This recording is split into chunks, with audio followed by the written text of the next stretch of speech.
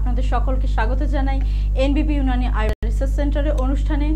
এই অনুষ্ঠানে আমরা কিন্তু বিভিন্ন রকম আমাদের শারীরিক সমস্যা, শারীরিক অসুস্থতার কথা জেনে থাকি এবং সেগুলোকে নিয়ে আলোচনা করে থাকি। হ্যাঁ, স্পেশালি আপনার শারীরিক অবস্থা নিয়ে কিন্তু আমরা আলোচনা করে থাকি। আপনার যে কোনো ধরনের সমস্যা নিয়ে আমরা আলোচনা করি এবং আপনারাও কিন্তু ফোন কল করতে পারেন এবং করে তো থাকেনই সবসময়। আজকেও কিন্তু প্রত্যেক দিনের মতন আপনারা আপনাদের সমস্যাটা নিয়ে ডাক্তারবাবুর সাথে আলোচনা করতে পারেন এবং সেটার জন্য আপনাকে কি করতে হবে, দেখুন আপনার টিভি স্ক্রিনে দুটো ল্যান্ডলাইন নাম্বার যাচ্ছে, সেই দুটো নাম্বারে কল করে আপনার যে কোনো ধরনের শারীরিক সমস্যা নিয়ে ডাক্তারবাবুর কাছে আলোচনা রাখতে পারেন। আমরা কিন্তু সবসময় এনবিপি ইউনানি আয়ুর্বেদ রিসার্চ সেন্টার কিন্তু সবসময় তৎপর থাকেন যে আপনার সুস্থতার জন্য। আপনি অসুস্থ থাকলে আমাদের ডক্টরদের কিন্তু মাথায় খুব চিন্তা থাকে, কারণ তারা কিন্তু সবসময় চায় যে প্রত্যেকটা মানুষ যেন একটা সুস্থ জীবনযাপন করেন এবং সেই সুস্থ জীবনযাপনের জন্য কিন্তু সবার আগে যেটা প্রয়োজন সেটা হচ্ছে আমাদের সুস্থ থাকা বা হেলদি থাকা। আমরা যদি শারীরিকভাবে সুস্থতা না থাকি, শারীরিকভাবে যদি আমরা সুস্থ না থাকি, হেলদি না থাকি, তাহলে কিন্তু আমরা মানসিকভাবেও সুস্থ থাকতে পারবো না। হ্যাঁ, আমাদের শারীরিক এফেক্টটা কিন্তু আমাদের মানসিকের ওপরও পড়ে, কারণ শারীরিকভাবে যদি আমরা সুস্থ থাকি তাহলে কিন্তু আমাদের মানসিক দিকটাও একদম হেলদি থাকে, খুব সুন্দর থাকে। এবং সেটার জন্য কি করতে হবে, আপনি যদি কোনো রকমভাবে কোনো অসুস্থতা ফিল করে থাকেন বা আপনার যদি অনেক পুরনো কোনো রোগ শরীরের মধ্যে বাসা বেঁধে থাকে যেটা হয়তো এতদিন সামনে প্রকাশ পায়নি কারণ আপনি সেটাকে খুব একটা গুরুত্ব দেননি, ডাক্তারের শরণাপন্ন হননি বা ডাক্তারের শরণাপন্ন হয়তো হয়েছেন কিন্তু সঠিক চিকিৎসাটা হয়নি, সেটা কিন্তু একটা অনেক বড় কথা যে ডাক্তারের শরণাপন্ন কিন্তু আমরা অনেক সময় হয়ে থাকি কিন্তু আমরা কিন্তু সঠিক ট্রিটমেন্টটা পাই না। সেটা কিন্তু ভেরি ভেরি মাস্ট। সঠিক ট্রিটমেন্ট কিন্তু আমরা সাধারণ ব্যক্তিরা খুব একটা বুঝতে পারি না, কারণ আমার ট্রিটমেন্ট হয়ে যাচ্ছে অথচ আমি সুস্থ হচ্ছি না, কিন্তু আমার মধ্যে কোনো প্রবলেম নেই এরকম ডক্টর বলছেন, কিন্তু সঠিক ট্রিটমেন্টটাও তো দরকার। সেটার জন্য কিন্তু আমাদের সঠিক জায়গাটা প্রয়োজন। সেটার জন্যই কিন্তু আপনারা নিজেরাই চয়েস করেন যে এনবিপি ইউনানি আয়ুর্বেদ রিসার্চ সেন্টার, যেখানে এসে আপনারা খুব তাড়াতাড়ি সুস্থ হতে পারেন এবং আপনাদের যদি কোনো রোগ থেকে থাকে যেটা অনেক দিন ধরে ট্রিটমেন্ট হচ্ছে, আপনি সুস্থতা পাননি, খুব ভালো হয়তো ফল পাননি, সেই রকম টাইপের পেশেন্টরাও কিন্তু এনবিপি ইউনানি আয়ুর্বেদ রিসার্চ সেন্টারে এসে ভালো ফল পেয়েছেন, সুস্থ হতে পেরেছেন। আমরা সেই ফিডব্যাক সবসময় পেয়ে থাকি। আগামী দিনেও কিন্তু এটাই আশা আপনাদের থেকে যে আপনারা এনবিপি Unani Ayurveda research centre choose করবেন। আজকে কিন্তু আমরা মূল অনুষ্ঠান প্রবেশ করব। আমাদের সাথে এই মুহূর্তে কিন্তু স্টুডিওতে উপস্থিত আছেন এনবিপি ইউনানি আয়ুর্বেদ রিসার্চ সেন্টারের স্বনামধন্য doctor S Bhaduri. Doctor S Bhaduri, নমস্কার। নমস্কার। হ্যাঁ, আজকে আমরা আলোচনা করব আমাদের সুস্থতা নিয়ে, যাতে আমরা সব রকমভাবে শরীরটাকে সুস্থ রাখতে পারি এবং হেলদি রাখতে পারি। সেটা নিয়ে আমরা সব রকম কিছু নিয়ে আলোচনা করব। আপনারা কল করতে থাকুন। আমার ডাক্তারবাবুর কাছে প্রথম প্রশ্ন যে এখন এটা তো একদম বর্ষা সিজন, কিন্তু সেই সিজনটা আমরা কিন্তু ঠিকঠাকভাবে কলকাতা শহরে পাচ্ছি না। প্রচন্ড পরিমাণে গরম, যেমন আজকেই বাইরের ওয়েদারটা প্রচন্ড গরম, একদম কাঠফাটা রোদ্দুর। তো এই যে সিজনটা বোঝা যাচ্ছে না যে এটা বর্ষাকাল না গ্রীষ্মকাল। এই সিজনে এটা হচ্ছে যেটা মানুষের সবার একটু শরীর খারাপ হয়ে যাচ্ছে, জ্বর জ্বালা হচ্ছে, সর্দি কাশি হয়ে যাচ্ছে। এই যে ওয়েদারের যে ঠিকঠাক না থাকার কারণে আমাদের শরীর খারাপগুলো হচ্ছে, আপনি এটা বলুন যে আমরা নিজেদেরকে কি করে সিকিউর করতে পারবো, কি করে সেভ করতে পারবো এই ওয়েদারের থেকে?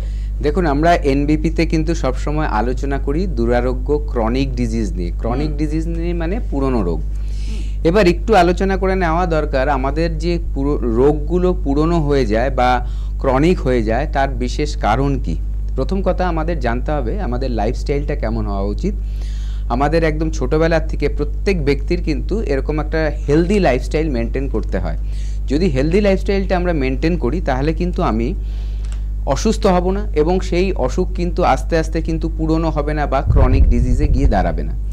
প্রথম কয়েকটা আমি প্যারামিটার বা কয়েকটা পার্ট বলবো যেইগুলো নিয়ে কিন্তু আমাদের একটু সতর্ক হয়ে যদি আমরা চলি, একদম ছোটোবেলার থেকে হোক বা যে কোনো বয়সের মানুষের জন্যই কিন্তু সেটা প্রযোজ্য। একটা হেলদি লাইফস্টাইল, তার মধ্যে যেই ব্যাপারগুলো আমাদের মনে রাখা দরকার সেগুলো বা আমাদের মেনটেন করা দরকার সেগুলো আমি বলবো এবং তার পাশাপাশি এটাও বলবো যে আমরা কেন অসুস্থ হয়ে পড়ি। প্রথম যেটা দরকার আমাদের সুস্থ জীবনের জন্য সেটা হচ্ছে একটা সঠিক খাদ্য তালিকা। কেন খাদ্য তালিকাটা এত প্রয়োজন? কারণ আমাদের শরীরের মধ্যে যা কিছু ভেতরে ঢুকছে সেটা খাদ্যের মাধ্যমেই কিন্তু প্রবেশ করে। আমরা যা আমাদের শরীরে দিচ্ছি সেটা কিন্তু ভেতরে যাচ্ছে, সেটা কিন্তু খাদ্যের মাধ্যমেই যাচ্ছে। যদি আমরা বাজে খাবার দাবার খাচ্ছি তাহলে তার একটা ব্যাড এফেক্ট বা নেগেটিভ এফেক্ট আমাদের শরীরের উপরে আসছে। যদি ভালো খাদ্য খাবার খাচ্ছি তাহলে তার গুড এফেক্ট কিন্তু আমাদের শরীরের মধ্যে আসছে। এইভাবেই করে কিন্তু খাদ্যের একটা বিশাল রোল আছে, আমরা এটা নিয়ে আলোচনা করব। একদম। আজকে আমাদের প্রথম বন্ধু কে এসেছে প্রথমে দেখে নেব। নমস্কার, কে বলছেন? নমস্কার, আমি বাঘাওয়াতিন থেকে বলছি, শঙ্কর ব্যানার্জি। আচ্ছা, বলুন কি সমস্যা আছে আপনার? আমি অনেকদিন ধরে ডায়াবেটিসে ভুগছি, ঠিক আছে, আর আমার মার আছে অস্টিও আর্থারাইটিস। আচ্ছা আচ্ছা, মায়ের যে অস্টিও আর্থারাইটিস, হ্যাঁ, মায়ের কি রিপোর্ট করেন আপনি? রিপোর্ট করেছিলাম, ওই ভিটামিন D3 বলছিল কম, ডেফিসিয়েন্সি আছে। হ্যাঁ, আচ্ছা। আর আপনার কি সমস্যা আছে বললেন? আমার ডায়াবেটিস আছে, আমরা আলোচনা করছি। আর মায়ের যে রিপোর্টে এসছে ভিটামিন D3 কম আছে, তার সাথে কি হাড় ক্ষয়ে গেছে? নিশ্চয়ই হাড় ক্ষয়ে গেছে। আমি ওই হাসপাতালে নিয়ে গেছিলাম, ওখানে এক্সরে করেছিল। এক্সরে করার পরে বলেছিল হাড়ের অবস্থা খারাপ, ইনজেকশন দিয়েছিল, অনেক দামি ইনজেকশন, প্রায় 8,000-10,000 টাকা। আমি করতে পারি। আচ্ছা আচ্ছা, মায়ের বয়স কত? মায়ের বয়স 70। আর আপনার যে সমস্যা সুগারের, এটা কতদিনের পুরনো? এটা আমার 2021 থেকে। 2021 থেকে, ঠিক আছে, আপনি শুনতে থাকুন, আমরা আলোচনা করছি। ঠিক আছে। এই যে রোগগুলো আমরা কেন হয় এটা আমরা যাচ্ছি, তার আগে আমি ওই ওনার একটু আলোচনা করিনি। দেখুন, আপনার মায়ের যেটা হয়েছে অস্টিও আর্থারাইটিস, ডাক্তারবাবুরা বলে দিয়েছে, এবং তার সাথে যে রিপোর্টে এসছে সেটা হচ্ছে ভিটামিন D3 অভাব আছে। এবার D3 অভাব আছে, কিন্তু আমরা হাড়ের মধ্যে কি থাকে আমরা জানি যে ক্যালসিয়াম থাকে, ঠিক আছে। কিন্তু এখানে মজাটা হলো এটাই, ক্যালসিয়ামের কথা আপনি কিছু বলেননি, তবু আমি বলছি, আপনি এটা দেখে নেবেন, হয়তো টেস্ট করেছেন। যদি কারো শরীরে ভিটামিন ডির অভাব থাকে, সেক্ষেত্রে কিন্তু শরীরের মধ্যে ক্যালসিয়ামের ডেফিসিয়েন্সি হবে, শরীর আটকে রাখতে পারবে না ক্যালসিয়ামটা, সেটা বেরিয়ে যাবে শরীর থেকে। তাহলে এটাই বোঝাতে চাইছি, দেখুন, একটা সমস্যা থাকলে সেটা কিন্তু আরেকটা সমস্যা তৈরি করে। তাহলে কি হচ্ছে, কেন এবার ভিটামিন ডির অভাব হয়েছে? আমরা যে খাবার খাই সেটা একটা কিন্তু বড় কারণ। আমি বলছিলাম আমার খাদ্য খাবারের মধ্যে ভিটামিন D3 অভাব হয়েছে, এবং আমার লাইফস্টাইল। কেন লাইফস্টাইল? যে হয়তো দেখা গেছে মায়ের 70 বছর বয়স, আজকাল সে বাইরে বেশি বেরোচ্ছে না, সে ঘরেই থাকছে, সূর্যের আলো পাচ্ছে না। সূর্যের আলো হচ্ছে সবচেয়ে বড় সোর্স, উপায়, যেখান থেকে আমরা ভিটামিন D3 পাই। তাছাড়াও বিভিন্ন ধরনের খাদ্য খাবারের মধ্যে আমরা ভিটামিন ডি পাই, এগুলো আমি বেশ একটা করে বলছি না, কিন্তু গ্রস কিভাবে আপনি কারণ ওইভাবে আপনি মনে রেখে খাদ্য খাবার পৃথিবীতে কেউ খেতে পারে না।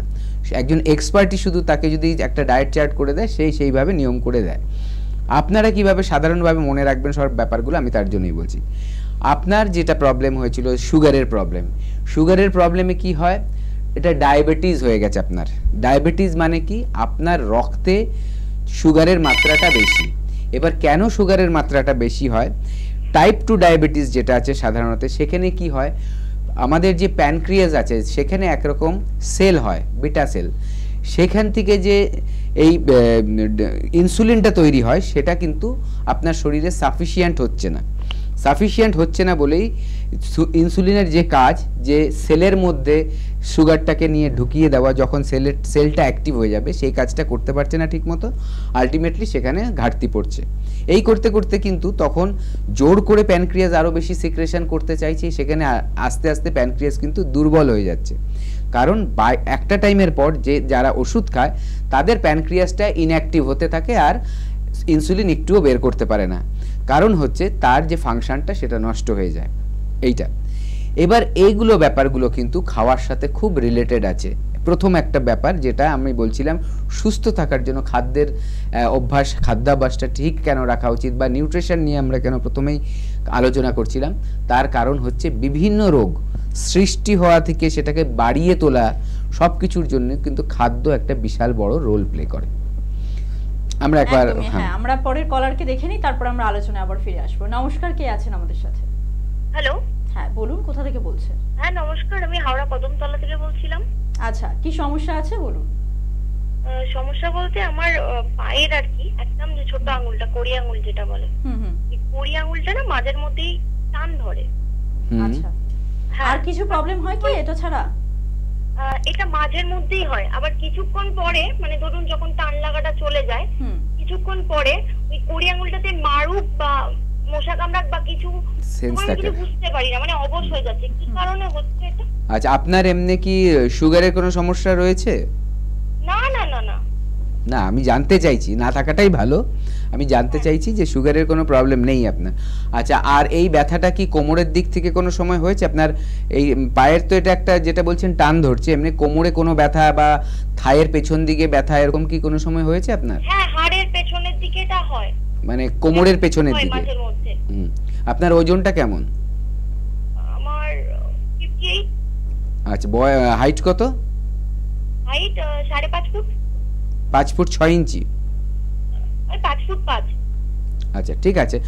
আপনি লাস্ট ওজন কবে করেছেন? 3 মাস আগে। আচ্ছা, 58। ঠিক আছে, শুনতে থাকুন। দেখুন, অনেক কারণ থাকে যেগুলো ইনভেস্টিগেশনের দরকার আছে। কেন আপনার এই পায়ের কোণে আঙ্গুলটার মধ্যেই শুধু এরকম টান ধরছে? ঠিক আছে, একটা নর্মাল আমরা দেখি যে ভিটামিনসের কিছু অভাব হলে সেটা হতে পারে, টান ধরে পায়। অনেকের দেখবেন পুরো পা ধরে টান ধরছে, এটাও দেখা যায়। বিশেষ করে যখন সে ঘুমিয়ে থাকে, ঘুমের মধ্যে ব্যাপারটা বেশি হয়, বা ঘুম থেকে সকালবেলা যখন উঠছে তখন বেশি হয়। ঠিক আছে, এটা একটা গেল। সেখানে নার্ভের ওপরে অনেক সময় চাপ পড়ে। আমি যেটা বললাম যে আপনার কোমরের ব্যথা আছে কিনা, আপনি বললেন যে মাঝে মাঝে সেটা হয়। সেই চাপটা কিন্তু অনেক সময় নার্ভটা যেই জায়গায় গেছে সেই জায়গা ধরেও টান পড়তে পারে, অনেকের ক্ষেত্রে এটা হয়। এবার আপনার এই প্রবলেমটা দেখুন কেন নার্ভ রিলেটেড, কিছুক্ষণ পরে ওটা দেখুন আপনার টান হয়ে যাওয়ার পর ওখানে কিন্তু নামনেস চলে আসছে, মানে আপনার ওখানে কোনো সার থাকছে না।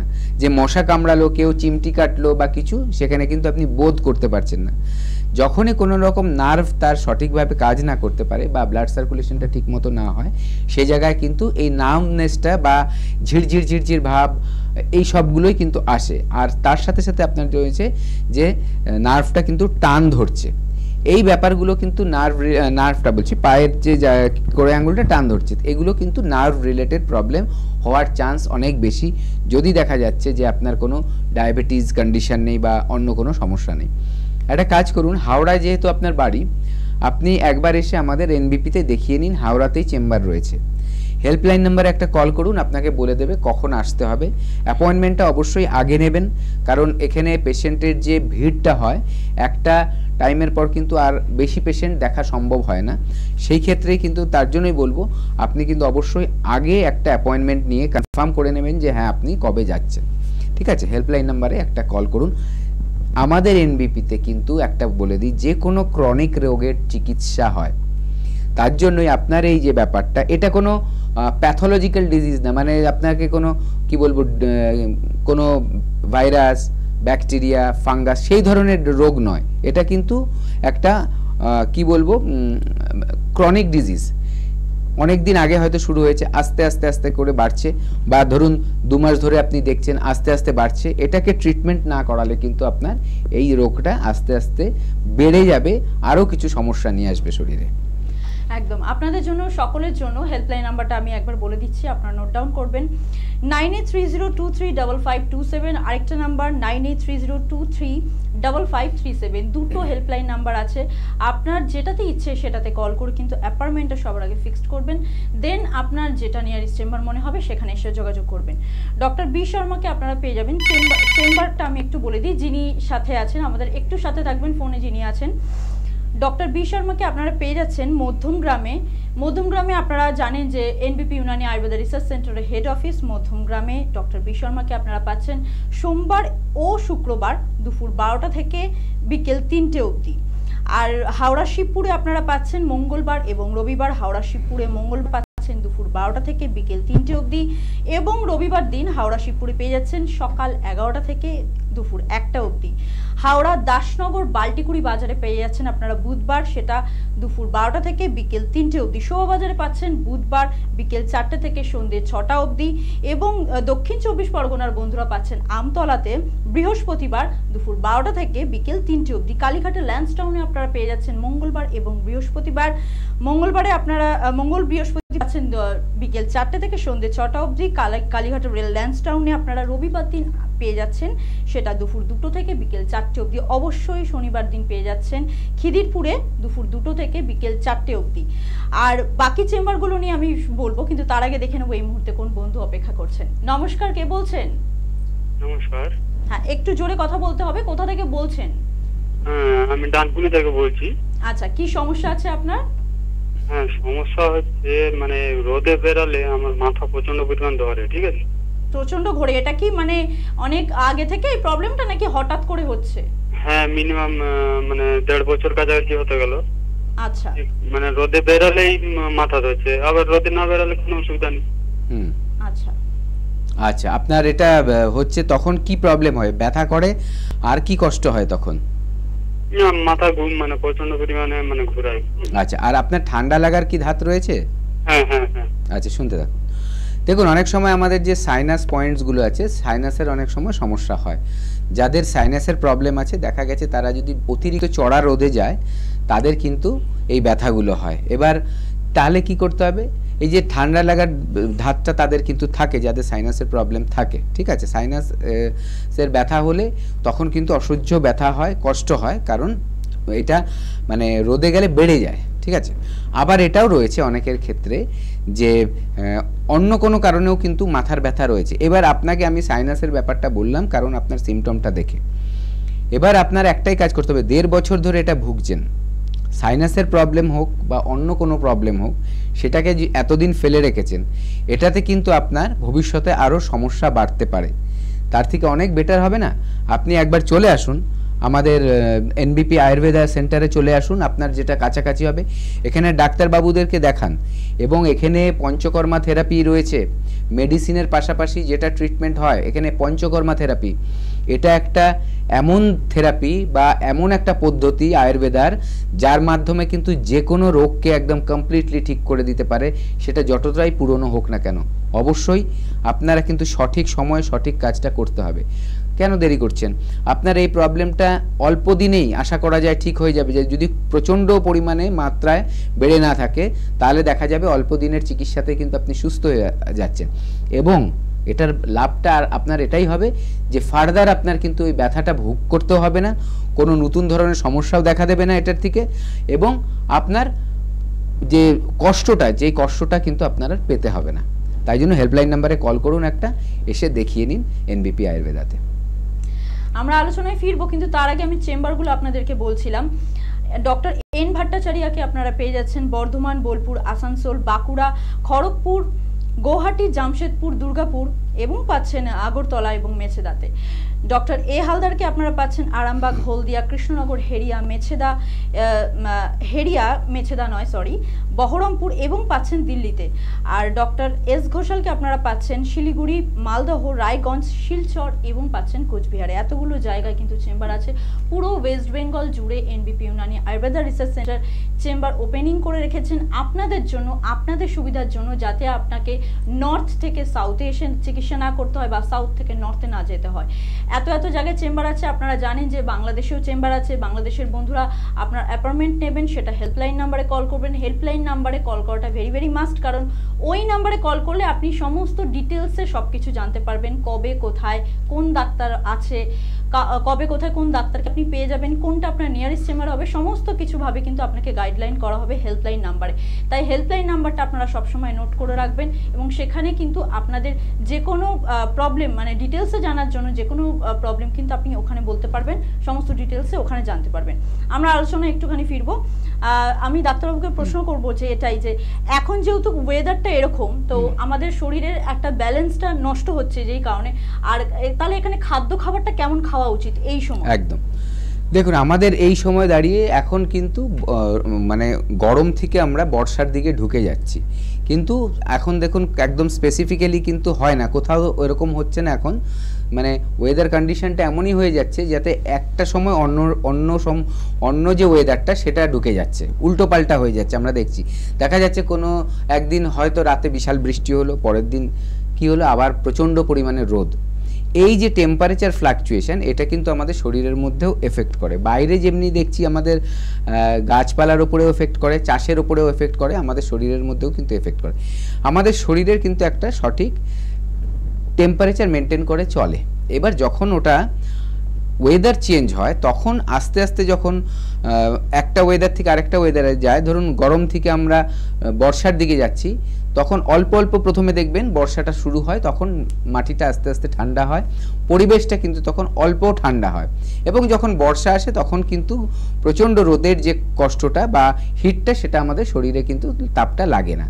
এই যে ক্লাইমেটটা, কারণ সেখানে অনেক সময় দেখা গেছে মেঘ জমে থাকে, এই যে পরিবর্তন হচ্ছে এটা কিন্তু গ্র্যাজুয়াল। কিন্তু আজকালকার দিনে দেখা যাচ্ছে কোনো ঠিক নেই, আজকে বৃষ্টি হলে কালকে প্রচণ্ড মাত্রায় রোদ উঠছে, আর রোদ খাকা করে রোদ এমন হচ্ছে যে মানুষের শরীর কষ্ট নিতে পারছে না এই ফ্ল্যাকচুয়েশনটা। খাবারের ওপরে এটার এফেক্ট কেমন, যখন আমরা একই ধরনের খাবার দুটো টাইমে খেয়ে নিই তখন দেখা যাচ্ছে যে সেটা হজম হতে গিয়ে গণ্ডগোল করছে।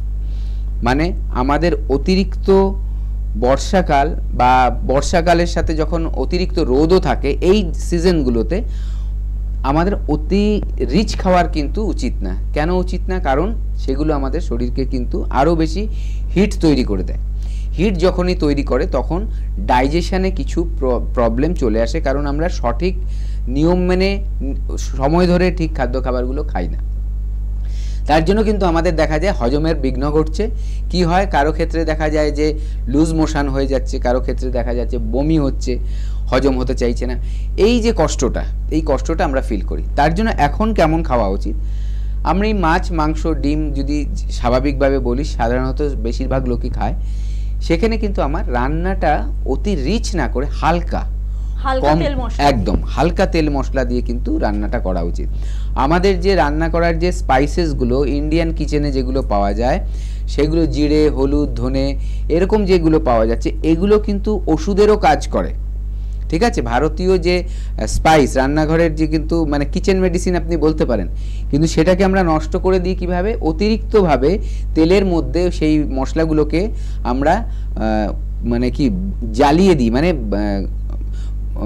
ভেজে ফেলি। যখনই এটা ভেজে ফেলা হচ্ছে এর গুণ কিন্তু জিরোতে চলে আসছে, আমাদের কোনো উপকারে লাগছে না, বরঞ্চ ওটা আমাদের ক্ষতিকার করছে। তার জন্যই রান্নাটা হবে অল্প তেলে, এবং দিনের দিকে আমরা যখন ভাত খাবো সেখানে আমরা মাছ, মাংস, ডিম সব কিছু খাবো। রাতের দিকে আমার খাওয়ার পরিমাণটা এমন হবে, ধরুন আমি যতটা ভাত খেয়ে বা রুটি খেয়ে মানে মনে হয় আমার পেটটা ভরেছে, তার থেকে কম খাবো। যদি আমার মনে হয় যে আরও একটা রুটি খেলে আমার পেট ভরে যাবে বা আর এক হাতা ভাত লাগবে, তাহলে আমি তার আগেই খাওয়াটা বন্ধ করব, ভাত, রুটি এই ধরনের জিনিসগুলো।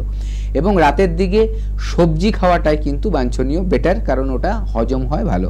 এবং কোনো চট করে কাঁচা জিনিস, অনেকেই আমরা শুনি না যে র ভেজিটেবলস, কিন্তু সে তারও নিয়ম আছে, তারও ধরন আছে, সময় আছে। তার জন্য রাতের খাবার যেগুলো আমরা খাবো সেগুলো কিন্তু র ভেজিটেবলস খাবো না। হ্যাঁ, যদি আমি স্যালাড খাই সেখানে আমি শসা, টমেটো, গাজর সেটা অবধি ঠিক আছে, কিন্তু অনেক সময় আরও কিছু ভেজিটেবলস অ্যাড করা হয়, সেটা না খেয়ে আমি বয়েলড করে সেটা অল্প তেল দিয়ে কিন্তু রান্নাটা করে আমি খাবো। এইভাবে মেনটেন করতে হবে, অতিরিক্ত রাতে না খেয়ে। মানে ধরুন কেউ 11টায় খাচ্ছে, কেউ 12টায় খাচ্ছে, চেষ্টা করতে হবে মোটামুটি 10টা, কারণ দেখুন আগের মতো তো এখন সিস্টেম নেই, লাইফস্টাইল চেঞ্জ হয়ে গেছে। তবু আমি বলবো যে 9:30, 10টা এরকম টাইমে খেলে কিন্তু হজমটা অনেক বেশি হবে। এবং খাওয়ার সাথে ঘুমোনোর টাইমটার একটা গ্যাপ রাখবেন 1.5-2 ঘন্টা, তাহলে কি হবে, ওই খাবারটা হজম হতে সুবিধে হবে, যাতে আপনি সকালবেলা উঠে ফ্রেশ ফিল করেন, এনার্জেটিক ফিল করেন। তার জন্যই এই সিস্টেমটা কিন্তু যদি আমরা এখন মেনটেন করি, দেখবেন চট করে আপনার অসুস্থ হবে না। এবং বর্ষাকালে আরেকটা জিনিস, শাক জাতীয় খাবার একটু অ্যাভয়েড করতে হয়, কারণ অনেক সময় জলের মধ্যে শাক কিছু তৈরি হয় বা চাষ হয়, সেগুলোর থেকে অনেক সময় ওয়ার্ম আসে বিভিন্ন ধরনের, বর্ষাকালে সেগুলো বেশি হয়, তাই শাকটা কিন্তু অ্যাভয়েড করলে বেটার হয়। ডাক্তারবাবু, এইটা কিন্তু আমি জানতাম না, এই আপনি যেটা বললেন শাকের কথা, এটা কিন্তু সত্যি জানতাম না। এটা মানে এটা অনেকেই হয়তো জানেন, এটা অনেকের জানা, এটা সত্যি খুব হেল্প করলো। দেখে নেবো যে আমাদের এখন কোন বন্ধু আছে। নমস্কার, কে বলছেন? নমস্কার, আমি মেদিনীপুর থেকে বলছিলাম। আচ্ছা, কি সমস্যা আছে বলুন। প্রবলেম হচ্ছে মানে ওই চুল পেকে যাচ্ছে আর মানে হেয়ার ফলিং হচ্ছে প্রচুর পরিমাণে। আচ্ছা, এই হেয়ার ফলিংটা কি শুধুমাত্র বর্ষাকালে হয় নাকি সারা বছরই মোটামুটি হয়? না না, রেগুলার। আচ্ছা, আপনার বয়সটা কত? বয়সটা কত বলুন। 35 বছর। আপনার আপনি কদিন অন্তর অন্তর শ্যাম্পু করছেন? শ্যাম্পু সপ্তাহে প্রায় 3 দিন মতন করি। আচ্ছা, আপনার কাজ করছেন যে কাজের ধরনটা কেমন? বাইরে গিয়ে কাজ না ঘরের ভেতরে? না, মার্কেটিং এর কাজ। মার্কেটিং এর বাইরে যেতে হয় বেশি আর কি। হ্যাঁ হ্যাঁ। আচ্ছা, হেলমেট ইউজ করেন? হ্যাঁ হ্যাঁ বলুন। আপনি কি বাইক বা স্কুটার এরকম কিছু চালান? হ্যাঁ বাইক চালাই। হেলমেটটা বেশি ইউজ হচ্ছে? আচ্ছা ঠিক আছে, আপনি শুনতে থাকুন, আমি বলছি। দেখুন, প্রথম কথা হচ্ছে, আগে বলবো চুলটা কেন অকালে পেকে যায় মানুষের। কারণ ওখানে হচ্ছে যে মেলানিন বলে একটা পদার্থ থাকে চুলের ঠিক স্কিনের নিচে, সেটা আমাদের কিন্তু কালার দেয়, শরীরের হোক বা চুলের হোক, ঠিক আছে? সেই মেলানিন যার যত বেশি হবে তার গায়ের রং তত কালো হবে, তার চুলের রং তত কালো হবে। এবার অনেকেরই দেখা যাচ্ছে যে হয়তো স্কিনের জায়গায় মেলানিনটা কম আছে, সাদা হচ্ছে, মানে সে ফর্সা, আর কারো গায়ের স্কিনের মেলানিনটা বেশি আছে, তার গায়ের রং তত কালো হচ্ছে। চুলের ক্ষেত্রেও কিন্তু তাই, মেলানিন যখন গোড়া থেকে সরে যায়, মানে নেই হয়ে যেতে থাকে, তখন সেই চুলটা কিন্তু পক্কতা শুরু হয়ে যায়, মানে পেকে যেতে থাকে এবং আমাদের গ্রে হেয়ার আসা শুরু হয়। এবার যেখানে নেই, তাহলে এটা কি করবেন? আপনি বাইরে থেকে তেল দিলে চুলটা গোড়াতে মেলানিন তৈরি হবে? হবে না। এর জন্য কিছু চিকিৎসা আছে, যেটা করলে যতটা এখন রয়েছে, যতগুলো পাকা চুল হয়নি, কাঁচা চুল রয়েছে, সেটাকে ঠিকঠাক রাখা যাবে, যাতে আপনার সময়ের আগে পেকে না যায়। বয়সের সাথে সাথে মেলানিনটা নষ্ট হয়, কিন্তু এত তাড়াতাড়ি যদি হয়ে যায় 30-35 বছরে, তাহলে এটা সমস্যা। আজকাল অনেকের দেখা যায় একদম ছোট বাচ্চাদেরও চুল পেকে যাচ্ছে, ঠিক আছে? আমাদের যে লাইফস্টাইল, আমাদের যে খাদ্য খাওয়ার ধরন, তার থেকে কিন্তু আমাদের এই মেলানিনটা নষ্ট হচ্ছে। নষ্ট হয়ে গেলে অটোমেটিক সেখানে থাকছে না, অথবা আমরা যে খাদ্য খাবার খাচ্ছি তার মধ্যে পুষ্টিগত মান কম হচ্ছে। কিছু প্রোটিন আছে যেগুলো আমাদের চুলের জন্য দরকার, সেই প্রোটিনগুলো পাচ্ছে না। বায়োটিন বলে একটা প্রোটিন হয়, সেটা আমাদের চুলের জন্য খুব ভালো হেল্প করে, কাজ করে চুলের গ্রোথের জন্য, চুলকে মজবুত করার জন্য, চুলের কোয়ালিটি ভালো রাখার জন্য। দেখা যাচ্ছে আমাদের খাদ্য খাবারে সেটার ঘাটতি পড়ছে, বা আমরা এমনভাবে খাচ্ছি শরীরে লাগছে না, কারণ আমার অন্য কোনো সমস্যা আছে, হয়তো হজমের সমস্যা আছে, সেটা শরীর ধরে রাখতে পারছে না, বেরিয়ে যাচ্ছে, ঠিক আছে? এরকম অনেকগুলো প্রবলেম থাকতে পারে, বা কারো বড় বড় অসুখ আছে, সেখান থেকেও হতে পারে। তো চুল পেকে যাওয়া, চুল পড়ে যাওয়ার এই কারণগুলো, কিন্তু এগুলোকে কিন্তু ঠিক করা যায়। একটা ন্যাচারালি একটা প্রবলেম যেটা চলে এসছে, সেটাকে কিন্তু ন্যাচারালি আবার ঠিক করা যায়। জোর করে সেটাকে মানে চাপিয়ে দিলে সেটা সুস্থ হবে না। যে কারণে প্রবলেমটা আপনার এসছে, সেই প্রবলেমটা কিন্তু ডাক্তারবাবুরা ফাইন্ড আউট করতে পারে বিভিন্ন ইনভেস্টিগেশনের দ্বারা, ক্লিনিক্যাল আইয়ের দ্বারা, চোখে দেখে সামনে পেশেন্টকে সব কিছু হিস্ট্রি নিয়ে, সব কিছুর পর ওনারা একটা ডিসিশন নিতে পারে এনার কেন পড়েছে, চুলটা পড়ে যাচ্ছে বা কেন পেকে যাচ্ছে, তার কি সলিউশন আছে। সেই ট্রিটমেন্টটাই যখন চলবে সঠিকভাবে, কিন্তু আপনি রেজাল্ট পাবেন। আপনার যে প্রবলেমটা, আপনি মেদিনীপুর থেকে বলছেন, হেল্পলাইন নাম্বারে কল করুন, ফেলে রাখবেন না। আবার বলছি, ফেলে রাখবেন না। যে কোনো রোগ অল্প থাকতে যদি সারিয়ে নেন, তাড়াতাড়ি সারবেন, সমস্যা নতুন করে আর বাড়তে পারবে না। তাই এটা মাথায় রেখে হেল্পলাইন নাম্বারে কল করুন। এনবিপির আপনার কাছাকাছি, বাড়ির কাছাকাছি নিয়ারেস্ট কোন সেন্টার আছে, সেখানের জন্য একটা বুকিং নিন। বুকিং নিয়ে সেখানে ইমিডিয়েট দেখিয়ে নিন যার যে সমস্যা আছে, দেখবেন তাড়াতাড়ি রেজাল্ট পাচ্ছেন। যত পুরনো হয়ে যাবে তত কিন্তু রোগটা একটু সময় লাগবে সারতে। হ্যাঁ, আয়ুর্বেদা মতে কিন্তু যে কোনো রোগের চিকিৎসা করা যায়, আর এনবিপি কিন্তু অথেন্টিক্যালি একদম সঠিকভাবে কিন্তু প্রত্যেকটা ট্রিটমেন্ট আয়ুর্বেদিক মতে করছে। একদমই তাই। এনবিপি ইউনানি আয়ুর্বেদা রিসার্চ সেন্টারে আপনি এসে সুস্থ হবেন কিনা, এটা কিন্তু অনেকেরই জিজ্ঞাসা থাকে যে আমি এত জায়গায় ট্রিটমেন্ট করিয়েছি, কিন্তু কোথাও কিন্তু সঠিক ট্রিটমেন্টটা পাইনি, যার জন্য কিন্তু আমি সুস্থ হতে পারিনি। তো সবার এটা প্রশ্ন থাকে যে আমি কি এনবিপি ইউনানি আয়ুর্বেদা রিসার্চ সেন্টারে এসে ভালো করে সুস্থ হতে পারবো, একদম হাসি মুখ নিয়ে বেরোতে পারবো? এটা কিন্তু সবার প্রশ্ন থাকে। বা আমার তো এখন অনেক বয়স হয়েছে, আমি কি সত্যি পুরোপুরি সুস্থ হতে পারবো? সেই সমস্ত পেশেন্টদের থেকেই তাহলে আমরা একটুখানি জেনে নিই যে তারা অল্প বয়সে এসেও যেই সমস্ত পেশেন্ট সুস্থ হয়েছেন, এবং যারা একটু বাড়তি বয়স্ক, তারাও কি সুস্থ হতে পেরেছেন একদম সঠিকভাবে। চলুন তাদের মুখে আমরা শুনি।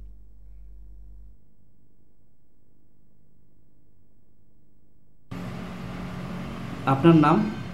আমার নাম সুতপা গাঙ্গুলি। বাড়ি?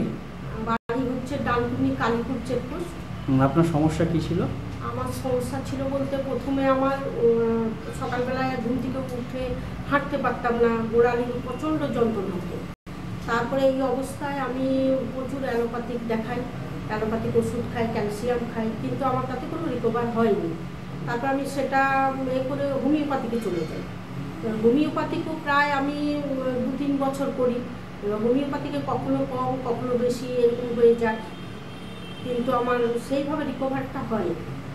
আমার তারপরে আস্তে আস্তে থেকে আমি একেবারে হাঁটতে পারছি না, আমার রাত্রিবেলায় আমি ঘুমোতে পারছি না, মানে আমার একটা হাড়টা গোড়ালির কাছে হাড়টা, পেছনের হাড়টা সেই সুপুরির মতো ফুলে গিয়েছিল এবং এত যন্ত্রণা হতো রাত্রিবেলায়, মানে পুরো মাথায় গিয়ে সেই কিটকিট করতো, ভেতরে জ্বালা করতো। আচ্ছা, এটা কতদিন ধরে হচ্ছে? এটা আমার প্রায় ধরুন 15-20 বছর হবে এই গোড়ালির প্রবলেমটা। তা এখন লাস্ট ওই অবস্থা হয়, এরকম কিটকিট করছে, জ্বালা করছে, হ্যাঁ, রাত্রিবেলায় ঘুমোতে পারছি না। তারপর আমি একদিন টিভির প্রোগ্রাম দেখে আমি এনবিপিতে আমি যোগাযোগ করি। তা ওখানে যোগাযোগ করে বি শর্মাকে আমি দেখাই। আচ্ছা, এখানে কতদিন ট্রিটমেন্ট করছেন? এখানে আমি 3 মাস করছি। আচ্ছা, আর এখন কি রকম আছেন? এখন আমি খুব ভালো আছি। আমার গোড়ালির যে একটা প্রবলেম ছিল, আমি যে 20 বছর ধরে গোড়ালির প্রবলেমে ভুগছিলাম, এটা আমি বুঝতেই পারছি না, মানে আমি এখন খুব ভালো আছি। তা এইটাই আর কি। আমার আর যাবতীয় যা প্রবলেম, একটু কোমরের ছিল পেন, তা সেটাও আমার এখন নেই। আমি এখন খুব ভালো আছি, হাঁটা চলাও ভালো করছি। মানে আমার যে ওই রোগটা ছিল এটা আমি বুঝতেই পারছি না। তা ওষুধ চলছে, আমি এখন অবধি ওনার ট্রিটমেন্টে আছি, হ্যাঁ, ওনার ওষুধ খাচ্ছি, এই আর কি। আপনার নাম? আমার নাম সুতপা গাঙ্গুলি। আচ্ছা, বাড়ি কালীপুর চেকপোস্ট, গাঙ্গুলি। ঠিক। নাম? বিনয় দে। কোথা থেকে এসেছেন? জাঙ্গিপাড়া, হুগলি থেকে। আচ্ছা, আপনার কি সমস্যা? আমার সমস্যা অর্শ আজকে 16 বছর আগে হয়েছিল, মানে ব্লাড আসতো পায়খানা করতে গেলে, হ্যাঁ, তো সেটা হোমিওপ্যাথি বা অন্যরকম করে কোনো কিছু হয়নি সুরা। আমি এখানে মোটামুটি দেখালাম, এনবিপি ওষুধ খেয়ে, তো আপনার 15 দিনেই অনেক সুস্থ, মানে পুরোপুরি প্রায় সুস্থ। হ্যাঁ, কষ্ট পাচ্ছিলাম সেই কষ্টগুলো আর নেই। আচ্ছা, কতদিন ট্রিটমেন্ট করাচ্ছেন এখানে? এখানে 15 দিন ট্রিটমেন্ট করাচ্ছি। নাম? বিনয় দে।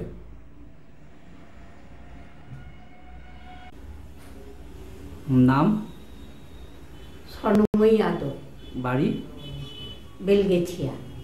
এর আগে কোথায় ট্রিটমেন্ট করিয়েছেন? রামতলায়। আচ্ছা, কি হয়েছে, কি সমস্যা আপনার? আমার সমস্যা অ্যালোপ্যাথি, ওই যে হার্টের অসুখ, তারপরে প্রেসার, সুগার, থাইরয়েড, গ্যাস, অম্বল, এইসব। তো এইখানে কতদিন ট্রিটমেন্ট করাচ্ছেন? আয়ুর্বেদিক 15 দিন। তো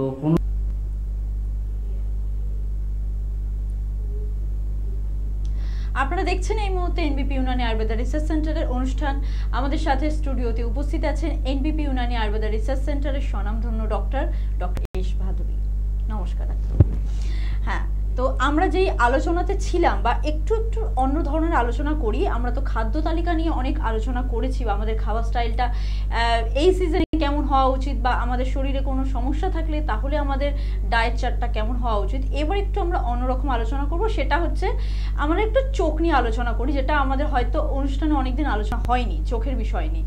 যে আচ্ছা ডাক্তারবাবু, প্রথমেই আপনি বলুন যে ছোট বাচ্চাদের দেখা যাচ্ছে, মানে একদম ছোট বাচ্চা, হয়তো একটা 5 বছরের বাচ্চা বা 4 বছরের বাচ্চা, তার চোখে প্রচন্ড পরিমাণে পাওয়ার একটা মোটা কাচের চশমা।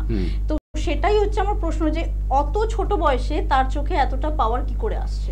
দেখুন, প্রথমে হচ্ছে যে একটা ব্যাপার আছে যে তার ছোটবেলায় কিভাবে ব্রট আপ হচ্ছে, ঠিক আছে? ব্রট আপ হচ্ছে বলতে বলবো যে অনেকের ধরুন একদম বাই বার্থ থেকে কিছু প্রবলেম চলে আসে, সেগুলো থাকে অনেকের। তাছাড়া আরও আছে, ধরুন ব্রট আপ বলতে কি, তখন কিছু ভিটামিনস ডোজেস দিতে হয়, যে তার ডেফিসিয়েন্সি হলে অনেক সময় দেখা যায় যে চোখের প্রবলেম হয়। আর তাছাড়াও আজকালকার দিনে দাঁড়িয়ে মা বাবাদের একটা ভালোবাসার কারণেও কিন্তু দেখা যাচ্ছে চোখের প্রবলেম হচ্ছে। তার মানেটা কি, যে আজকাল বাচ্চাদেরকে খুশি করতে গিয়ে মা বাবারা কিন্তু জন্মানোর পর থেকেই মোবাইলের যে মানে ক্রেজ, সেটা কিন্তু বাচ্চাদের মধ্যে তৈরি করে দিচ্ছে, ঠিক আছে? আর মোবাইলে হাই পাওয়ারের কিন্তু রেডিয়েশন হয়, যার জন্য বলা হচ্ছে যে এক্সপার্টরা বলছেন, গবেষণা অনেক চলছে, যে মিনিমাম একটা টাইমের থেকে বেশি কিন্তু যদি এই রেডিয়েশনগুলো শরীরে যায় তাতে কিন্তু বিভিন্ন ধরনের সমস্যার সৃষ্টি হতে পারে, রোগের সৃষ্টি হতে পারে। ঠিক আছে, তার কিন্তু আমাদের দেখা যাচ্ছে বাবা মারা ছোটবেলার থেকেই সেলফি তোলা থেকে শুরু করে কার্টুন দেখানোর জন্য তার কার্টুন গান শুরু করে দিচ্ছে হচ্ছে, এইগুলোর এফেক্ট কিন্তু বাচ্চার ওপরে পড়ে আর একটা নেশা তৈরি হয়ে যাচ্ছে তার একদম। হ্যাঁ, এবার ছোটবেলা থেকে যখন শুরু হচ্ছে, ও যখন ওটা দিয়ে এন্টারটেইনড হচ্ছে, ও মজা পাচ্ছে বাচ্চাটা, এবং একটা টাইমের পর সে কিন্তু আর ওটাকে ছাড়ছে না। খাওয়ারও তাই, মোবাইলটাও তাই। ঠিক আছে, আগে টিভি দেখাতো, বাচ্চাদেরকে দেখিয়ে দেখিয়ে খাওয়াতো, এখন হাতে মোবাইল দিয়ে দিয়েছে, আরও ইজি হয়ে গেছে, মায়ের কষ্টই হয় না। ঠিক আছে, তো এই প্রবলেমটা কিন্তু মা বাবাদের একটা কিন্তু আশীর্বাদ বলবো, যে মা বাবাদের আশীর্বাদের জন্যই বাচ্চাদের এই সমস্যাটা হচ্ছে একটা কারণ। ঠিক আছে, তার জন্যই দেখা যাচ্ছে 5-6 বছরের বাচ্চাদের আগে যত না চশমা ছিল আজকাল কিন্তু বাড়ছে। এরও কিন্তু ট্রিটমেন্ট করানো যায়, আয়ুর্বেদেতে এর ট্রিটমেন্ট আছে। আস্তে আস্তে কিন্তু পাওয়ারটা নর্মালাইজ হতে পারে যদি কোনো বড় ক্ষতি না হয়ে গিয়ে থাকে, এটা মাথায় রাখতে হবে। দ্বিতীয়ত, এবার খাদ্য খাওয়ারের ধরন যেটা বললাম সেটাও একটা ঠিক রাখতে হবে। বাবা মারা কি করছে, বাইরের প্যাকেট ফুড দিয়ে বাচ্চাদেরকে খুশি করে রাখছে যাতে মা বাবাকে ডিস্টার্ব না করে, কারণ তাদেরও নিজের একটা স্পেয়ার টাইম দরকার, তাদেরও মোবাইল নিয়ে ঘাটার একটা টাইম দরকার দেখা যাচ্ছে। ঠিক আছে, আমার কথাগুলো শুনতে খারাপ হলেও এইগুলোই কিন্তু বাস্তব। আপনারা নিজেরা ভাববেন যে আমরা কতটা আমাদের বাচ্চাদেরকে এইসব ব্যাপারগুলো নিয়ে ভেবেছি। আমরা ভাবছি কি স্রোতের সাথে আমাকেও চলতে হবে, কিন্তু আগে একটা টাইমে মোবাইল যখন ছিল না তখন আমরা সবাই কিন্তু অন্যভাবেই চলেছি। তখন এত চিন্তা হয়নি আমাদের বাচ্চা কখন বাড়ি ফিরছে, কি খাচ্ছে না খাচ্ছে, ভিডিও করে দেখা, কোনোটাই কিন্তু তখন হয়নি। হ্যাঁ, বলতে পারি আমরা যে যেহেতু বিজ্ঞান উন্নতি হয়েছে তার সাথে সাথে কিন্তু তার যে বেনিফিটগুলো আমরা নেব না কেন, এই প্রশ্নটার সাথে সাথে এটাও ভাবা উচিত সেই ব্যাপারগুলো আমাদের ফ্যামিলিকে কি ভালোর দিকে নিয়ে যাচ্ছে না খারাপের দিকে, অপ্রয়োজনভাবে কি আমি সেটাকে ইউজ করছি না সত্যি সত্যি খুব গুরুত্বপূর্ণ কাজে আমি সেগুলো ইউজ করছি।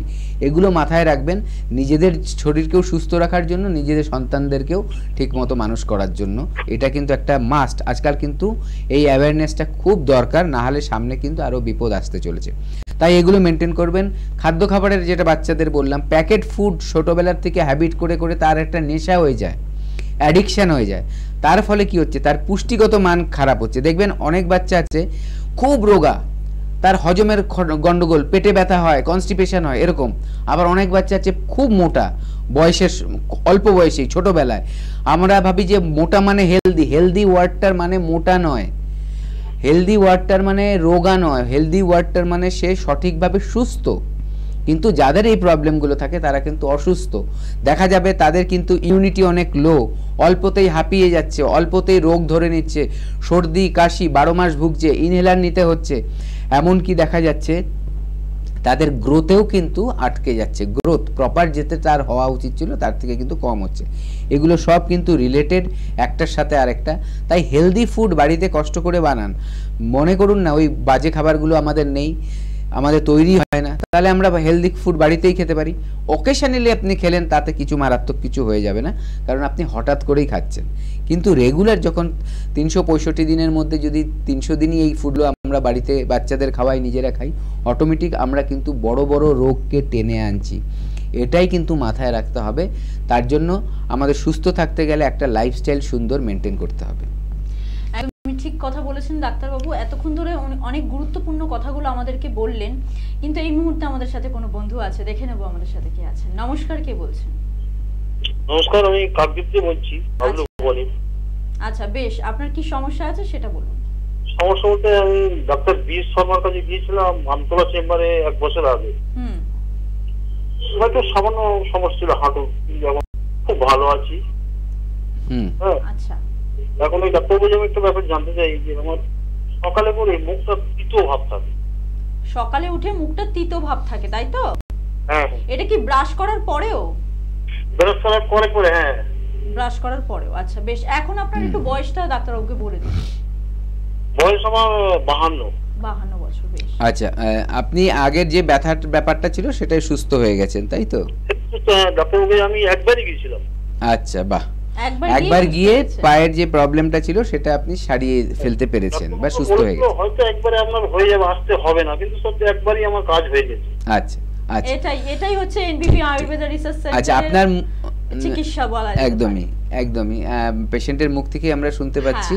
আর আপনার যেটা মুখ তেতো হয়ে যাচ্ছে, ওই যে মুখটা তিতো ভাব থাকে। হ্যাঁ, ওটাই বলছি। আপনার দেখুন খেতে ভালো লাগে, স্বাদ লাগে খেতে? মানে আমার খাওয়া দাওয়া ক্ষেত্রে কোনো সমস্ত খাবার খাই, সব রকম খাবার, মানে হ্যাঁ না মানে খেতে টেস্ট লাগে তো, আমি সেটাই জানতে চাই। খাবার টেস্ট খুব লাগে, কোনো অসুবিধা হয় না। হ্যাঁ। আর অ্যাসিডিটির কি সমস্যা আছে আপনার? অ্যাসিডিটি সে আপনার হালকা না হওয়ার মতো, হ্যাঁ মানে কখনো কখনো হয়, তাই তো? কখনো হয়, কখনো হয় না, কিন্তু বেশ। আচ্ছা, কনস্টিপেশনের প্রবলেম আছে? হ্যাঁ, কনস্টিপেশন মানে আপনার রোজ কি আপনার পটি কি রোজ ক্লিয়ার হয় সেটাই জিজ্ঞেস করছি। হ্যাঁ, পটি ক্লিয়ার হয়। আচ্ছা, ঠিক আছে। আর শুনতে থাকুন। দেখুন, আমাদের যে মুখের মধ্যে আমাদের টেস্ট বাড বলে থাকে, ঠিক আছে, যেটা দিয়ে আমরা স্বাদ পাই, এবং স্বাদ অনেক রকম আছে, বিভিন্ন ধরনের স্বাদ আছে, এবং আয়ুর্বেদেতেও তার চর্চা আছে। এবং আপনার যে এই তেতো তেতো ভাবটা লাগার কারণ কিছু ইন্টারনাল প্রবলেম আছে, যেটা ইমব্যালেন্স আছে, ঠিক আছে। আমাদের যে বডি টাইপ বলি আমরা, সেটার ওপরে বেস করে কিন্তু আয়ুর্বেদাতে এর চিকিৎসা রয়েছে, ঠিক আছে। কারণ ওই যে ইমব্যালেন্স যখন হয়ে যায় শরীরের মধ্যে, যে আমাদের যে বডি টাইপগুলো তার যখন ইমব্যালেন্স হয়, ঠিক আছে, সেই টাইমেই কিন্তু এরকম টেস্টের প্রবলেম আসে, মানে তেতো মুখ হয়ে যাওয়া। আমরা অনেক সময় বলি যে অ্যাসিডিটি হয়েছে, ঠিক আছে। আমাদের যে গল ব্লাডার থেকে পিত্তথলির থেকে অনেক সময় দেখা যায় যে একটা অ্যাসিড রিফ্ল্যাক্স যেটা ওপর দিকে উঠতে যায়, তখন সেই তার সাথে সাথে পিত্তটাও চলে আসে, তখন তেতো হয়, সেটা একরকম। কিন্তু আপনার যদি সেটা নাও হয়ে থাকে, আপনার বলছেন যে অ্যাসিডিটির প্রবলেম নেই, সেক্ষেত্রে আপনার নর্মালি মুখটা তেতো তেতো লাগছে, কারণ ওখানে একটা মানে ভারসাম্য হারাচ্ছে শরীরের ভেতরে, আয়ুর্বেদিক মতে সেটাই বলা হয়। তো এর কিন্তু ট্রিটমেন্ট আছে, আপনি আসুন একবার যখন আপনি রেজাল্ট পেয়েছেন, নিশ্চয়ই আপনার উপরে এই কনফিডেন্সটা রয়েছে এনবিপির ওপরে আপনার। তো আবার আপনি আমতলায় যান, ডাক্তারবাবুর সাথে কথা বলুন, ওখানে যাবেন, ডাক্তারবাবু যেদিন যাচ্ছে আপনি হেল্পলাইন নাম্বারে কল করে একটা অ্যাপয়েন্টমেন্ট নিয়ে নিন, ওখানে গিয়ে দেখান, দেখবেন এই প্রবলেমটা থেকেও কিন্তু আপনি আস্তে আস্তে সুস্থ হয়ে যেতে পারবেন। একদমই তাই। আপনাদের সাথে একটু চেম্বারগুলো আমি আলোচনা করে নিই। আপনারা জানেন যে 28 তারিখে, জুলাই মাসের 28 তারিখে ডিব্রুগড়ে কিন্তু চেম্বার ওপেনিং হচ্ছে, সেখানে আপনারা কিন্তু বুকিং করতে পারেন। ডিব্রুগড়ের যারা বাসিন্দারা আছেন তারা এখন থেকে বুকিং করুন, অনেক বুকিং কিন্তু হয়েছে, আরও যারা বুকিং করতে চাইছেন তারা করতে পারেন। ডক্টর বি শর্মাকে আপনারা পেয়ে যাচ্ছেন মধ্যমগ্রামে, সোমবার এবং শুক্রবার পাচ্ছেন দুপুর 12টা থেকে বিকেল 3টে অবধি। হাওড়া শিবপুরে পাচ্ছেন আপনারা মঙ্গলবার এবং রবিবার। মঙ্গলবার আপনারা হাওড়া শিবপুরে পাচ্ছেন দুপুর 12টা থেকে বিকেল 3টে অবধি, এবং রবিবার দিন হাওড়া শিবপুরে পাচ্ছেন সকাল 11টা থেকে দুপুর 1টা অবধি। হাওড়া দাসনগর বাল্টিকুড়ি বাজারে পেয়ে যাচ্ছেন, সেটা পাচ্ছেন বুধবার দুপুর 12টা থেকে বিকেল 3টে অবধি। শোভা বাজারে পাচ্ছেন বুধবার বিকেল 4টে থেকে সন্ধ্যে 6টা অবধি। দক্ষিণ 24 পরগনার বন্ধুরা পেয়ে যাচ্ছেন আমতলাতে বৃহস্পতিবার দুপুর 12টা থেকে বিকেল 3টে অবধি। কালীঘাটে ল্যান্সটাউনে পাচ্ছেন মঙ্গলবার এবং বৃহস্পতিবারটা আপনারা পাচ্ছেন বিকেল 4টা থেকে সন্ধ্যে 6টা অবধি, এবং কালীঘাটে ল্যান্সটাউনে আরেকটা দিন পাচ্ছেন, সেটা রবিবার দুপুর 2টো থেকে বিকেল 4টে অবধি। অবশ্যই খিদিরপুরেও আপনারা পাচ্ছেন শনিবার দুপুর 2টো থেকে বিকেল 4টে অবধি। ডক্টর এন ভট্টাচার্যকে আপনারা পাচ্ছেন বর্ধমান, বোলপুর, আসানসোল, বাঁকুড়া, খড়গপুর, গুয়াহাটি, জামশেদপুর, দুর্গাপুর, আগরতলা এবং পাচ্ছেন মেছেদাতে। ডক্টর এ হালদারকে আপনারা পাচ্ছেন আরামবাগ, কৃষ্ণনগর, হলদিয়া, হেরিয়া এবং পাচ্ছেন বহরমপুর ও দিল্লিতে। আর ডক্টর এস ঘোষালকে আপনারা পাচ্ছেন শিলিগুড়ি, মালদহ, রায়গঞ্জ, শিলচর এবং কুচবিহারে। এতগুলো জায়গায় চেম্বার আছে, আপনাদের সমস্ত কিছু আমি বলে দিয়েছি চেম্বারের ব্যাপারে।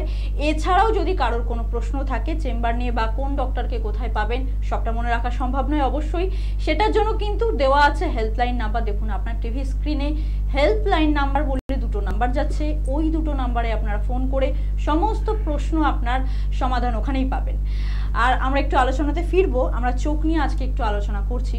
সেটা হচ্ছে, আচ্ছা ডাক্তারবাবু, আমি তো সিম্পল চোখের পাওয়ারের ব্যাপারে জিজ্ঞেস করলাম, চোখের পাওয়ার ছাড়াও চোখের বিভিন্ন রকমের সমস্যা আছে, আপনি বলুন যে এই চোখে যে আরো রকমের যে সমস্যাগুলো আছে সেটা আমাদের এনবিপি ইউনানি আয়ুর্বেদ রিসার্চ সেন্টারের চিকিৎসা তো অবশ্যই আছে, আপনি কি সমস্যাগুলো একটু আলোচনা করুন। দেখুন, আমি খুব সাধারণভাবে বলছি ব্যাপারগুলো। অনেক সময় দেখা যায় যে চোখের মধ্যেও কিন্তু একটা অ্যালার্জির একটা ব্যাপার থাকে, চোখ চুলকোয়, অ্যালার্জি থাকে, চোখ চুলকোনোর একটা ব্যাপার থাকে, চোখ চুলকোচ্ছে, চোখ লাল হয়ে যাচ্ছে, এই ব্যাপারটা অনেকেরই থাকে।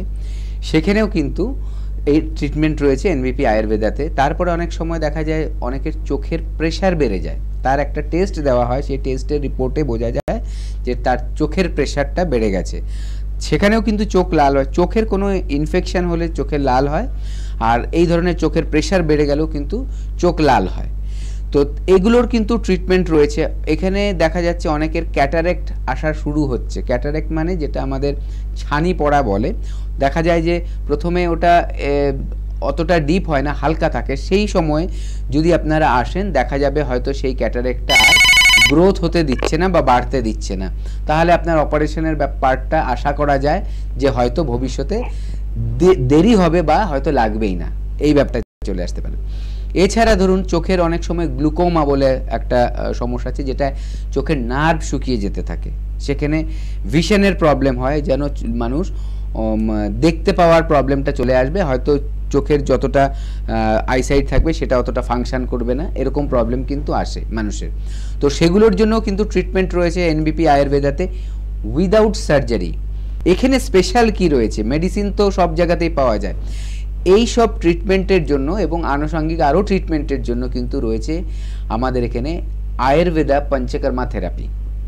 এই আয়ুর্বেদা পঞ্চকর্মা থেরাপি এমন কিছু পদ্ধতি যেটা কিন্তু শরীরের কঠিন থেকে কঠিনতর রোগকে কিন্তু সারিয়ে তোলার মতো ক্ষমতা রাখে। অবশ্যই আপনারা কিন্তু সঠিক টাইমে আসতে হবে এবং সিরিয়াস হতে হবে ট্রিটমেন্টের জন্য। আপনারা সাধারণত দেখা যায় বা আগে দেখা যেত যে মানুষ সব কিছু করেছে, যখন কোনো ফল পায়নি তখন কিন্তু আয়ুর্বেদার হাত ধরছে, তখন কিন্তু আপনার হাতে সময়টা খুব কম থাকে বড় কোনো যদি অসুখ হয়ে যায়। তার জন্য আমরা সবসময় বলবো আয়ুর্বেদাকে ভরসা করুন। ভারতবর্ষের প্রাচীনতম চিকিৎসা হচ্ছে আয়ুর্বেদ। আয়ুর্বেদের ওপরে বেস করেই কিন্তু অনেক চিকিৎসা পদ্ধতি তৈরি হয়েছে এবং বিদেশে কিন্তু আজকাল আয়ুর্বেদের প্রভাব অনেক বেশি, ভারতের থেকেও বেশি। এটা কিন্তু দেখবেন, নেট খুললেই আজকাল পেয়ে যাবে, বিদেশে সার্চ করে দেখবেন আয়ুর্বেদা ট্রিটমেন্ট কি সাংঘাতিকভাবে চলছে, কত বড় মাত্রায় কিন্তু আয়ুর্বেদিক ট্রিটমেন্ট চলছে বিভিন্ন ধরনের বিভিন্ন জায়গায়। এবং এই যে আয়ুর্বেদিক ট্রিটমেন্ট কেন অ্যাকসেপ্ট করছে বিদেশের লোকেরা? ওনারা তো আমাদের থেকে নিশ্চয়ই বুদ্ধি কম নেই, বুদ্ধি বেশিই আছে বলতে হবে। ওনারা অনেক এগিয়ে। আপনারা জানেন যে আমরা বিদেশকে নকল করি, এখন কিন্তু ভারতবর্ষের জিনিস কিন্তু ওরা অ্যাডাপ্ট করছে, আগেও ছিল। আমরা সেটা ভুলে গিয়ে কি করি, নিজেদেরকে মডার্ন প্রমাণ করতে গিয়ে আমরা কিন্তু বিদেশের তৈরি সব কিছুর মধ্যে নিজেদেরকে জড়িয়ে ফেলি। কিন্তু ড্রেস থেকে শুরু করে মেডিসিন সব কিছু আজকালকার দিনে কিন্তু ভারতের থেকে ওরা সংগ্রহ করছে এবং ওরা বুঝে গেছে যে এর গুরুত্ব কত বেশি। একটু কথা বলে বুঝবেন যে ভারতের কটন সবচেয়ে সুন্দর কোয়ালিটি যেটা, সেটা কিন্তু বিদেশে চলে যায়। ওনারা কেন অ্যাকসেপ্ট করছে সেটা? তেমনি কিন্তু চিকিৎসা পদ্ধতি, আয়ুর্বেদ চিকিৎসা এখন দেখবেন ইন্টারন্যাশনাল বড় একটা কিন্তু বিজনেস হচ্ছে এই আয়ুর্বেদ মেডিসিনের ওপর। কেন? আমি এটাই বোঝাতে চাইছি যে সেখানে দেখেছে, প্রমাণ হয়েছে যে আয়ুর্বেদে কিন্তু কোনো সাইড এফেক্ট নেই এবং WHO কিন্তু এটাকে এখন রেকমেন্ড করছে প্রসেসিংয়ের মধ্যে দিয়ে। ঠিক আছে, আয়ুর্বেদ আজকাল দেখবেন বিভিন্ন জায়গায় কিন্তু আমাদের আয়ুষ ডিপার্টমেন্ট থেকে কিন্তু এটাকে প্রমোট করছে যে আয়ুর্বেদ চিকিৎসা করানো উচিত, কারণ এর কোনো সাইড এফেক্ট নেই এবং এর রেজাল্ট সঠিক যদি জায়গা, হ্যাঁ অবশ্যই আপনার সঠিক জায়গায় যেতে হবে। দেখুন অনেক জায়গায় অনেক রকম প্রচার হয়, অনেক কিছু অ্যাড হয়, তার সেগুলোর থেকে নিজেকে বাঁচিয়ে অবশ্যই যেখানে আমরা টিভিতে প্রচার করে দেখাচ্ছি যে একজন পেশেন্ট সে এসে রেজাল্ট পাচ্ছে, তারা কোনো কিন্তু মডেলস না যে সে সেটা যেটা ইউজ করে না তারও কিন্তু প্রচার হয়, মডেলসরা যেটা করে, কিন্তু এখানে কিন্তু পেশেন্টরা বলছে। তাহলে কতটা অথেন্টিক এই জায়গাটা, এই NBP Unani and Ayurveda research centres কতটা অথেন্টিক কাজ করছে, আপনারা এই পেশেন্টের কথার ভার্সনে কিন্তু বুঝতে পারছেন। তার জন্য একটাই কথা বলবো, সময় থাকতে থাকতে ট্রিটমেন্টগুলো করিয়ে নেবেন। হেল্পলাইন নাম্বারে এখনই কল করুন। যারা প্রোগ্রাম দেখছেন বা আপনাদের প্রবলেম না থাকলে আপনাদের নিকটতম কারো যদি আছে, অবশ্যই তাদের এই ইনফরমেশানটা দেবেন, কারণ আমরা এই নলেজটা শেয়ার করছি মানুষকে সচেতন করার জন্য যে ইউনানি এবং আয়ুর্বেদা রিসার্চ সেন্টার এনবিপি, এখানে কিন্তু সঠিক ট্রিটমেন্টটা হয় এবং এই দুরারোগ্য রোগগুলোর কিন্তু সঠিক চিকিৎসা করে তাকে কিন্তু সুস্থ করা সম্ভব। অবশ্যই আপনাদেরও সহযোগিতা দরকার তার জন্য। একদমই। অনেকক্ষণ থেকে কিন্তু কোনো কলার বন্ধু আমার সাথে অপেক্ষা করে রয়েছেন, শুনে নেব তার কি সমস্যা আছে। নমস্কার, কে বলছেন? নমস্কার ম্যাডাম, আমি প্রদীপ পাল কথা বলছি, সল্টলেক সেক্টর 5। আচ্ছা, বেশ, আপনার কি সমস্যা আছে বলে ফেলুন। সমস্যা বলতে আমি অ্যাকচুয়ালি ডক্টর বি শর্মাকে অনেক ধন্যবাদ করতে, কারণ আমি হচ্ছে ওনার চেম্বারে গিয়েছিলাম। আমার কি সমস্যা ছিল, একটু জোরে বলুন, একটু জোরে কথা বলুন। সমস্যাটা কি ছিল? চুল ওঠার সমস্যা ছিল। চুল ওঠার সমস্যা ছিল, বেশ। সেটা আপনি ডক্টর বি শর্মাকে দেখি কেমন আছেন? হ্যাঁ, এখন প্রায় নেই বললেই চলে। তো এখন যে সমস্যাটা হচ্ছে ম্যাডাম, এখন হচ্ছে খুব মানে অ্যাসিডিটি টাইপের একটা সমস্যা হচ্ছে, আর প্রায় 1 বছর ধরে ফেস করছি আমি সমস্যাটা। আচ্ছা, এটা আপনি আয়ুর্বেদের ট্রিটমেন্ট করাতে চাইছেন, তাই তো? আপনার কি কনস্টিপেশন হচ্ছে? একটু যদি রিচ খাওয়া হয়ে যায় তখন কনস্টিপেশনের সমস্যা, অ্যাসিডিটিও হচ্ছে, তো বললেনই আপনি সেটাই। আচ্ছা, ঠিক আছে, আপনি শুনতে থাকুন। দেখুন, সবগুলো রোগই কিন্তু একটার সাথে আরেকটা রিলেটেড। আপনার চুলের সমস্যাটা ঠিক হয়ে গেছে, তখন চুলের যা যা প্রবলেম ছিল ডাক্তারবাবুকে দেখিয়ে আপনার ওটা ঠিক হয়ে গেছে, এটা একটা গুড নিউজ। তবে এখন আপনার যে পেটের সমস্যাটা হচ্ছে ওটাকে কিন্তু ফেলে রাখবেন না। তখন আপনি ঠিক সময়ে গিয়ে ট্রিটমেন্টটা করেছেন স্যারের কাছে, তার জন্য আজকে আপনি হ্যাপি আছেন চুল নিয়ে। আপনার যে পেটের সমস্যাটা আছে, পেটের রোগ কিন্তু বড় বড় রোগকে আরও ডেকে নিয়ে আসে, তাই একেবারে ফেলে রাখবেন না। আপনি ওনার কাছে যান, ওনাকে দেখান, হেল্পলাইন নাম্বারে জেনে নিন কবে ওনাকে পাবেন, কোথায় পাবেন। আপনি সেখানে গিয়ে ওনাকে দেখান, প্রবলেমটা কিন্তু সলভ হয়ে যাবে। ঠিক আছে, ঘাবড়ানোর কিছু নেই, কিন্তু একটাই রিকোয়েস্ট যে ফেলে রাখবেন না, ফেলে রেখে সেটাকে আরও বাড়িয়ে ফেলবেন না। আজকে আপনার দেখা যাচ্ছে একটু রিচ খেলে অ্যাসিডিটি বেড়ে কনস্টিপেশন হচ্ছে, অ্যাসিডিটির প্রবলেম 1 বছর ধরে। এবার এটা যত দিন যাবে না নতুন নতুন সমস্যাগুলোকে সৃষ্টি করবে। বিভিন্ন ধরনের সমস্যা কিন্তু তৈরি হয়, যেগুলো আপনি হয়তো বুঝতেই পারবেন না শুরুতে যে সেই প্রবলেমটা আপনার আসছে। যখন সেটা অনেক বড় আকার ধারণ নেবে, বড় সিমটম কিছু আপনার সামনে চলে আসবে, হঠাৎ একদিন হয়তো বুঝবেন যে আরে আমার এই প্রবলেমটা চলে এসছে, তখন আপনি দৌড়োদৌড়ি করতে হবে ডাক্তারবাবুদের কাছে। তার থেকে বেটার এখন দেখিয়ে নিন, রোগটাকে নির্মূল করুন। এটা কিন্তু কিওরেবল ডিজিজ, কিন্তু সেটা সঠিক টাইমে চলে আসুন, তাহলে বেশি দিন ওষুধ খেতে হবে না, তাড়াতাড়ি কিন্তু আপনি সুস্থ হতে পারবেন। আর হেল্পলাইন নাম্বার তো আপনার কাছে আছেই, জেনে নিন কবে কোথায় পাচ্ছেন ওনাকে। পেটের সমস্যা থেকে কিন্তু অনেক রোগের সৃষ্টি হতে পারে, সেটা কিন্তু একেবারেই বাড়তে দেবেন না। ডাক্তারবাবু একদম সঠিক গাইডলাইনটা আপনাকে দিয়েছেন যে আপনি যখন হেয়ার ফলের সমস্যাটা নিয়ে যখন আপনি একদম হ্যাপি আছেন, এখন সেটা যখন ফল পেয়েছেন, তাহলে একদম আপনার বিশ্বাসটা কোথায় আছে সেটা আমরা বুঝতেই পারছি। সেই কারণে সেই বিশ্বাস থেকে কিন্তু আপনি এনবিপি আয়ুর্বেদা রিসার্চ সেন্টারে যোগাযোগ করুন। এই পেটের সমস্যা অবশ্যই আপনার সুস্থ হয়ে যাবেন, ভালো থাকবেন। এবং এখন কোনো বন্ধু অপেক্ষা করছে আমাদের সাথে, দেখে নেব কে আছে। নমস্কার, কে বলছেন? নমস্কার, আমি শ্রাবণী চক্রবর্তী বলছি। আচ্ছা, একটু জোরে কথা বলতে হবে দিদি ভাই, আমরা শুনতে পাচ্ছি না। নমস্কার, আমি শ্রাবণী চক্রবর্তী বলছিলাম ভবানীপুর থেকে। আচ্ছা, বেশ, আপনার কি সমস্যা আছে বলে ফেলুন। হ্যাঁ, সেটাই। ডাক্তারবাবুকে নমস্কার। বেশ কিছুদিন ধরে আমার মানে কোমরে খুব ব্যথা হচ্ছে, কারণটা ঠিক বুঝতে পারছি না, কিন্তু মনে সবসময় যেন মনে হচ্ছে যাই খাচ্ছি, জল খাই, চা খাই, যাই খাই না কেন মুখ ভীষণ টক হয়ে যাচ্ছে, আর বুঝতে পারছি না সেই থেকে কোমর পায়ে ভীষণ ব্যথা হচ্ছে কিনা। আপনার কি কনস্টিপেশন হচ্ছে? আপনার কি কনস্টিপেশনের সমস্যা আছে ডাক্তারবাবু জিজ্ঞেস করছেন? না, আমার একটু গ্যাসের প্রবলেম আছে। গ্যাস অ্যাসিডিটির প্রবলেম আছে? আচ্ছা, আর কোনো সমস্যা আছে কি এখন? না, এই মুহূর্তে সেরকম কোনো সমস্যা নেই। মাঝখানে একটু জ্বর হয়েছিল, জ্বরের পর থেকেই দেখছি মুখ ভীষণ টক হয়ে যাচ্ছে, আর হাত পা কোমর ভীষণ যন্ত্রণা। আচ্ছা, ঠিক আছে, আপনি শুনতে থাকুন। দেখুন, অনেক সময় ওই যেগুলো জ্বর টর হয় ওগুলো অনেক সময় কোনো একটা ইনফেকশন থেকেই তো সৃষ্টি হয়, কোনো একটা ডিজিজ আর কি, যেটা ধরুন ভাইরাল ডিজিজ হয় অনেক সময়, তো ওর থেকে তার সাইড এফেক্ট হিসাবে এই পা হাত পা যন্ত্রণা করে, আস্তে আস্তে ওগুলো ঠিক হয়ে যায়, ওগুলো ওষুধ খেয়ে ঠিক করতে নেই। যদি দেখছেন ওটা রয়ে যাচ্ছে, আপনার কমছে না, তাহলে বুঝবেন ভিতরে কিছু কিন্তু প্রবলেম হয়েছে, যার জন্য ব্যথাগুলো হচ্ছে। আপনার কোমরের দিকেও ব্যথা বলছেন, আর আপনার মুখ টক হয়ে যাচ্ছে, অ্যাসিড হচ্ছে। একটা জিনিস মেনটেন করুন, আপনি চিনি খাবারগুলো সব কিন্তু আপাতত বন্ধ রাখুন, ঠিক আছে? চিনি খাবার মানে চায়ে চিনি দেয়া বা দুধে চিনি দিয়ে খাওয়া বা দইয়ে চিনি দিয়ে খাওয়া, এই চিনি খাবারগুলো বন্ধ করুন এখন, ঠিক আছে? একেবারেই কমপ্লিট বন্ধ করে রাখুন। এবং একটা কথা বলে নিই, যে খাবারের মাঝখানে কিন্তু গ্যাপ দিয়ে দিয়ে খাবেন। যখন খাচ্ছেন একবারে উপোস করে থাকবেন না, কিন্তু হালকা খাবার খান এবং তাড়াতাড়ি এসে ডাক্তারবাবুকে দেখান। তাহলে কি হবে, আপনার যে সমস্যাটা আছে সেটা বাড়তে পারবে না। আপনি এই চিনি খাওয়াটা বন্ধ করলে দেখবেন একটু মুখ টক হওয়াটা আশা করা যাচ্ছে কমবে। এমনকি বিস্কিটের মধ্যেও চিনি থাকে, সেই ধরনের জিনিসগুলোকে একটু অ্যাভয়েড করুন। আর ডাক্তারবাবুর একটা অ্যাপয়েন্টমেন্ট নিয়ে অবশ্যই তাড়াতাড়ি আসুন, তাহলে এই জিনিসটা বাড়বে না। অল্প কিন্তু ট্রিটমেন্ট করলেই তাড়াতাড়ি আপনি সুস্থ হয়ে যাবেন। একদমই তাই। আজকে কিন্তু অনেক রকমের আলোচনা হয়েছে, গুরুত্বপূর্ণ আলোচনা হয়েছে, আপনারা আমাদের সাথে ছিলেন। আগামী দিনেও এইভাবেই আমাদের সাথে থাকবে, এটা আমরা আশা রাখি। এবং আজকে আমাদের বিদায় জানাতে হবে, আজকে সময় একদমই শেষ। তাই আপনারা ততক্ষণ সুস্থ থাকবেন, ভালো থাকবেন এবং ভালোবাসায় থাকবেন।